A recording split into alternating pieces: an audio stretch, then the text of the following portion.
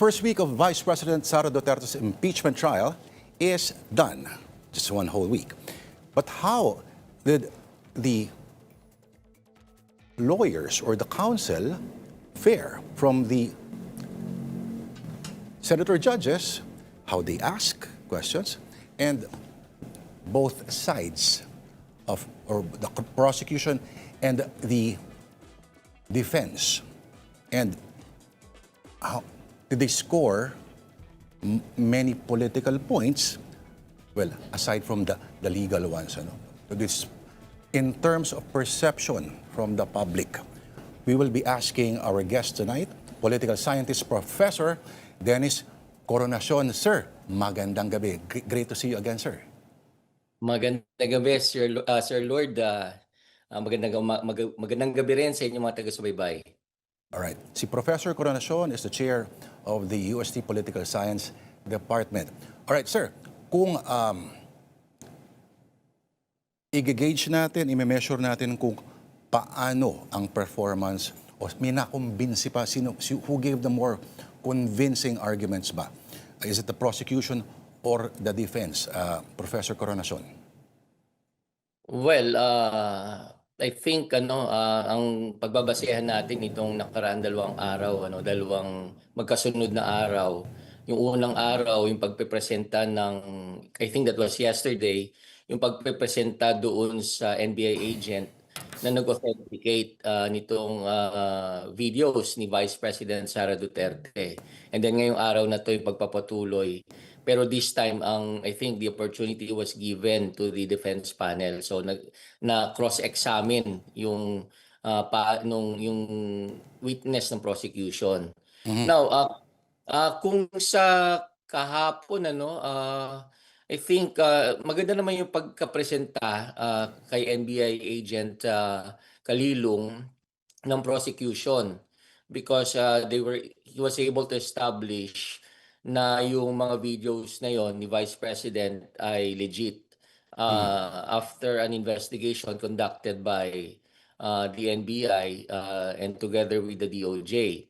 Pero ngayong araw na to, dahil turn naman ng defense to cross-examine the witness, the prosecution witness, mukhang nakapuntos naman sila, kasi I think ang tinarget nila ng defense ay ma-impeach yung itong witness na to by going after his credibility.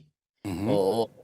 At saka yung bang hindi pagsunod sa striktong proseso o procedure sa pag-authenticate ng mga ganyan, yung mga videos, para magamit sana na ebidensya kung sakaling magkakaroon ng trial, kagaya nga nito. So yun ang pinuntirya ng defense panel. And siguro baka nakapuntos naman sila doon kasi napakita nila na parang hindi credible yung witness. Yung bilang isang expert, kasi kulang siya ng formal training, at dahil kulang siya ng formal training, maaaring hindi siya matawag na expert. Tapos yung bang back and forth ng affidavit nung affidavit of investigation na nagmula sa NBI nung pinarating na sa sa DOJ ay ibinalik kasi mayroong mga kumbaga may mga kailangan iayos. So yung bagay na yon, I think to the mind of the people ay maaring mabuo sa isipan ng mga tao na parang bakit minadali? Bakit wala naman palang reklamo galing sa target kamo nung threat galing kay Vice President Sara Duterte ay nagkaroon ng investigasyon. So maraming mga katanungan, yung iba mga ganung pagtatanong ng defense panel magke-create ng doubt doon sa motibo ng NBI at DOJ at saka doon sa kredibilidad ng expert na witness. Malinaw po bang naipalabas yung isang kaisipan po na sa mga nangyari po kanina ay, okay, moto proprio pagdating sa supposed threat against the president, Pero pagdating halimbawa sa threat against the Vice President, bakit hindi kayo kumilos? Parang may ganun hong pananaw kanina, sir. Actually gano'n nga ang ano 'no, may mga pahaging, oo, yung defense panel na parang kine-question nga yung motibo, nitong mga ano natin ano, itong mga investigative institutions, gaya ng NBI at saka DOJ. Bakit parang selective yung investigation? Mhm. Ang target ng threat ay nasa administrasyon, bakit motu proprio, ang bilis-bilis at gusto nilang patunayan, ayan, sa pagmamadali ninyo kinakailangan pa mag-back and forth yung affidavit, para i-correct yung mga mali at saka Mhm. dagdagan ng mga kung ano man yung kulang.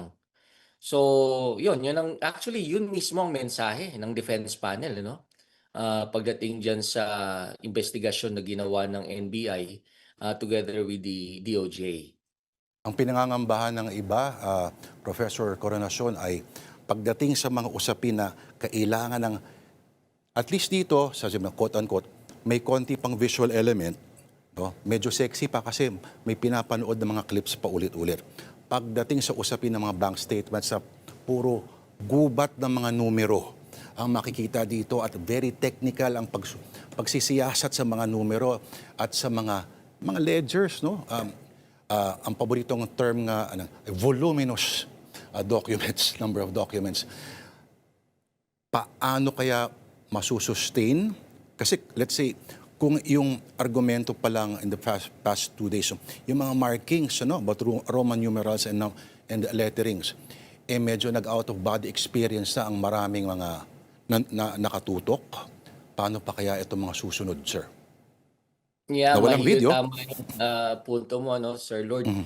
na mahirap ma-ano 'no, ma-sustain yung atensyon ng publiko, pagdating dito sa impeachment trial. Tama ka, umpisa pa lang parang ano na, challenging na tumutok yung publiko dahil nga sa dami ng mga objections. Tapos yung bang, yung mga objections nakabase naman doon sa paggigiit na dapat strikto yung pag-enforce ng ano 'no, rules of evidence. Mhm. Ah, what more kapag nandun na tayo sa mas ano pa 'no, mas boring at, tingin ko hindi palatable dun sa ano 'no, sa panlasa ng publiko na makakakita na sila ng mga bank documents containing, amounts o numbers. So I think, sa ano, yan ang unang makakapagpa-ano 'no, makakapag-kumbinsi sa publiko na maglipat na ng channel o ng radio station. O kaya manood na lang ng ano 'no, manood na lang sa social media, ng mga videos na mas entertaining compared to this one. Ganyan talaga ang nature ng trial, eh. Mhm. Kahit hindi impeachment trial, Sir Lord ano, kasi nakapanood na rin ako ng mga court trials. Talaga namang ano, mabusisi dahil mabusisi na parang dun nauubos yung oras. Tapos kapag hindi ka naman abogado, isipin mo ano bang relevance nitong, pagiging mabusisi, pagdating halimbawa sa pagmamarka ng mga ebidensya, pagtatanong sa mga testigo, baka antukin yung karamihan ng mga nanonood. Dapat magkaroon ng drinking game. Every time may mag-o-object, may isang magsashot ng tequila. Parang ganyan, ano? Professor Coronacion. Anyway, you spoke of social media. Sa, wala pang, well, may social media na naman ng panahon ng corona impeachment. Pero gaano ka iba ito ngayon, lalo na may mga trolls na kasama, let's say, well, tragically, sa national conversation. Sa napapansin mo ba so far, paano mo nagigauge itong reaksyon ng mga tao? Well, tama kayo mas, nung panahon ng impeachment ni Chief Justice Renato Corona hindi pa naman, I don't know kung may ganyan na karami ng mga trolls ano at kung may trolls na rin. Pero sa panahon ngayon, sobrang dami nila at, sila yung nagdo-dominate ng mga public discourse, sa social media 'no.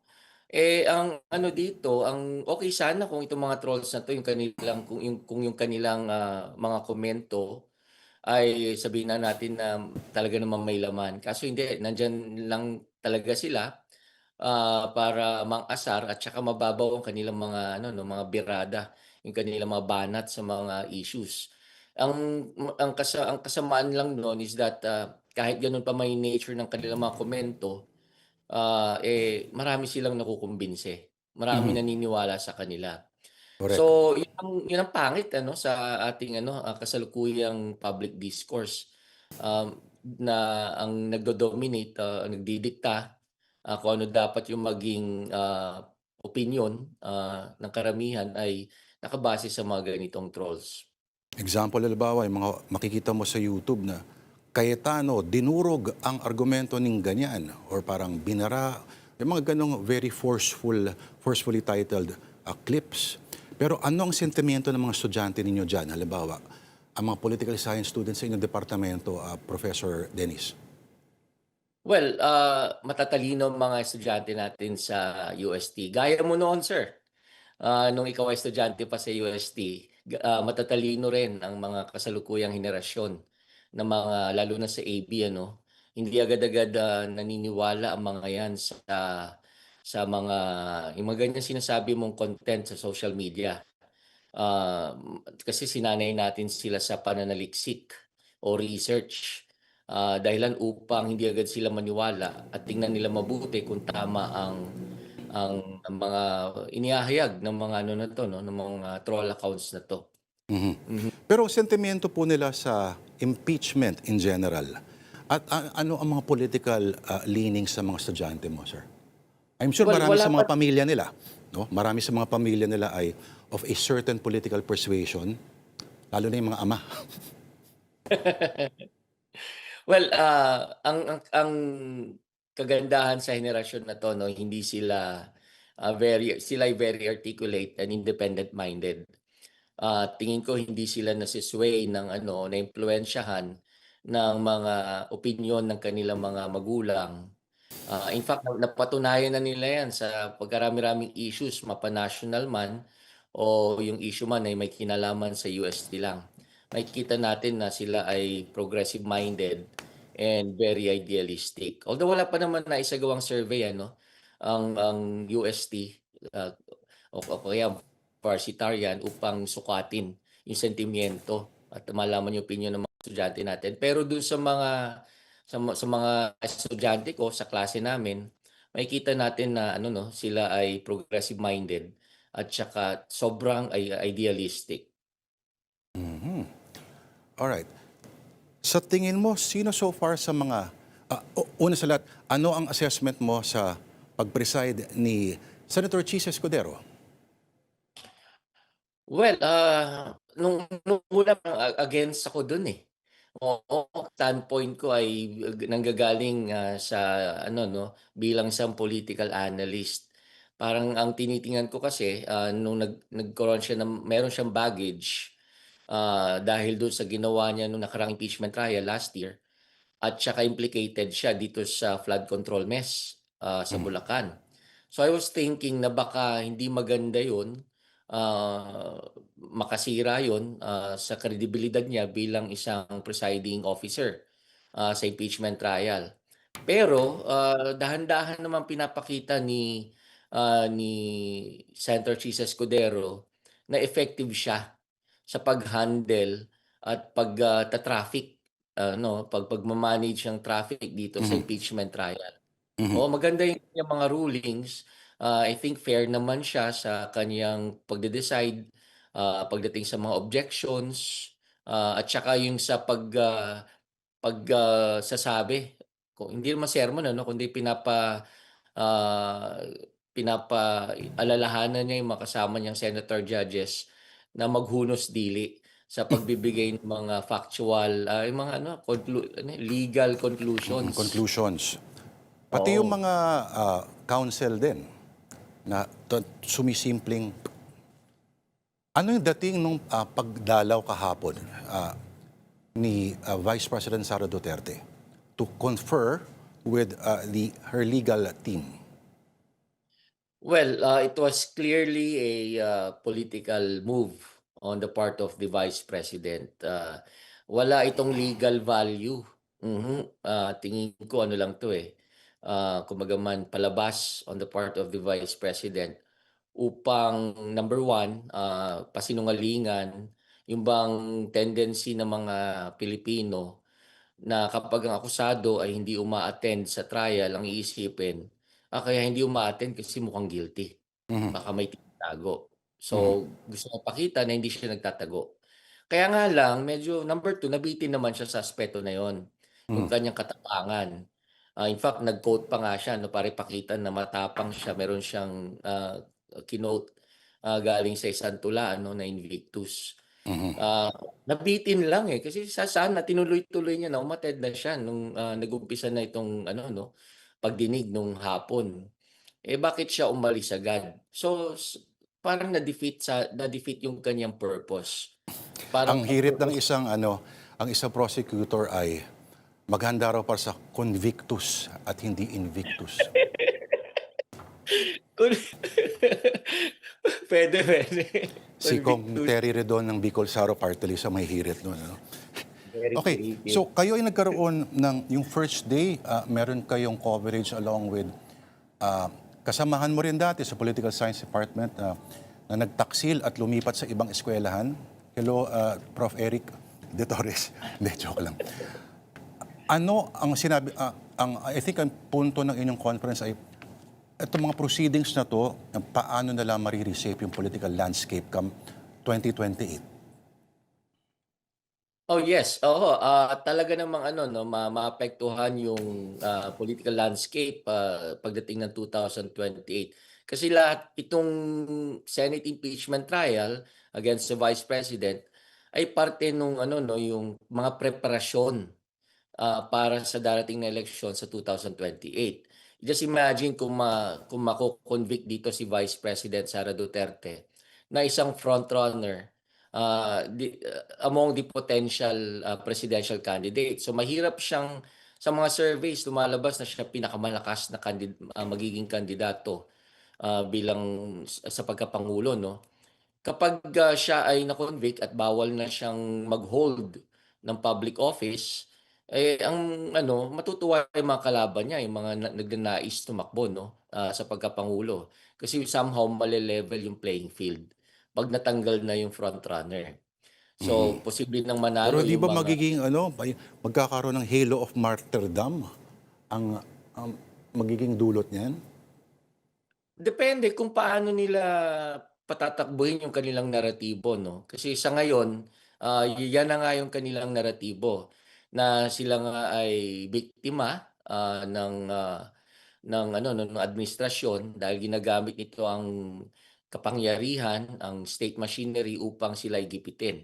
Matagal na yang ano na yan, yung naratibo nila na yan at tingin ko na-gain ng traction yan nung 2025 midterm elections kasi naniwala sa kanila, sa kanilang, mensahe yung lalo yung publiko 'no, lalo na yung mga, Duterte supporters. So ang inaasahan lang nila nung una baka dalawang, pro Duterte senatorial candidates ang mananalo pero naging 5. So electoral victory yung para sa kanila. Tingin ko susubukan na naman nila na gamitin yung ganitong naratibo, lalo pa't merong ganitong impeachment trial na ongoing na. uh, to turn it to their political advantage. But it has yet to be seen, ano, Sir, Mhm, Lord, hindi pa opo. natin masasabi kung for the second time, magwo-work ba ito. Meron pa tayong 90 more days to go, I think. Pero mahaba-haba pang mga daan ito. Pero on that note, nagpapasalamat kami. I'm sure we will talk to you again the next few weeks. Professor Dennis Coronacion ng UST Department of Political Science. Thank you, sir. Anytime po.